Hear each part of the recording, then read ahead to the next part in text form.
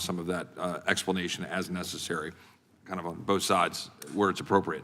With that, I would be recognizing the gentleman from California, my friend, Mr. McClintock. Thank you.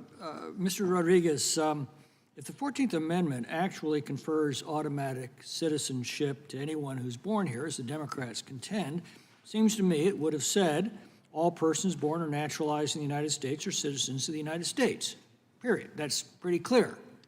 But as you know, that's not what it says.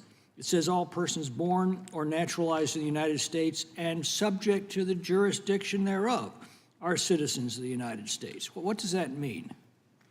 Well, the courts have interpreted subject to the jurisdiction thereof in other contexts for purposes of due process or equal protection, and it's certainly been broader than naturalized or legal residents.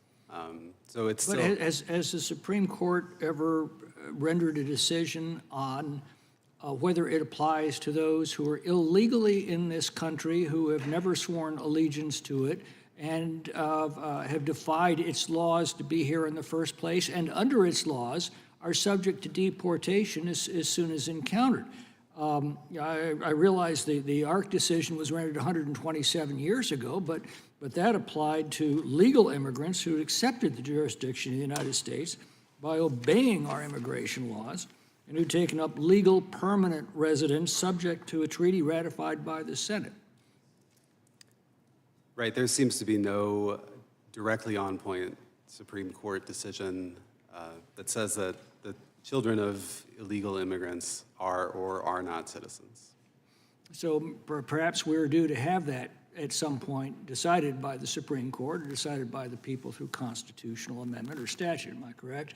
It does seem like it will be heard in the near future. Mr. Mayfield, it seems to me that a census is neither science nor statistics. A census is counting real people. People have names, dates of birth, addresses, and other identifying information.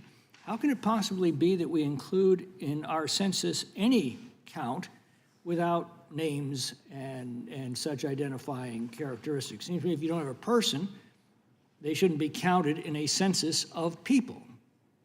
How did we deviate from this simple principle?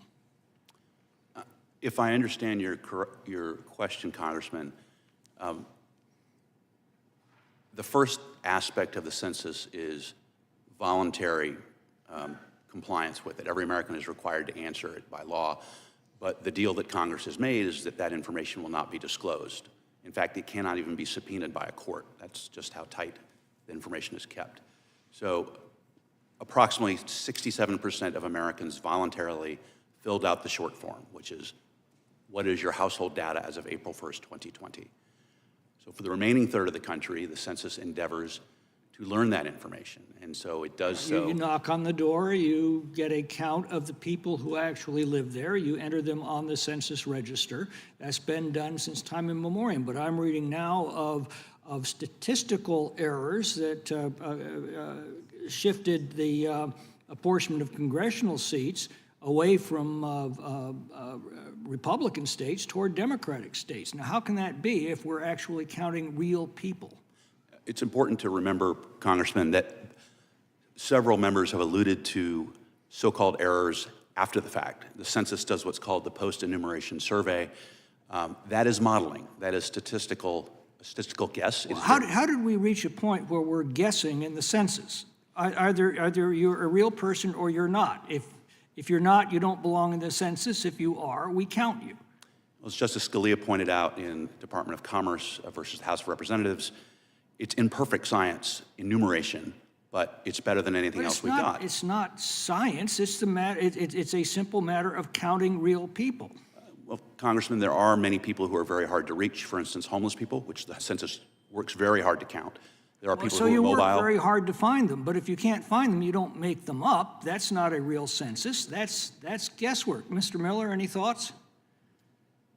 Yeah, it is extremely important that the data that is collected, at least the sensitive top secret version of this data, be highly accurate, and that we don't just invent people, because like former processes have just swapped people.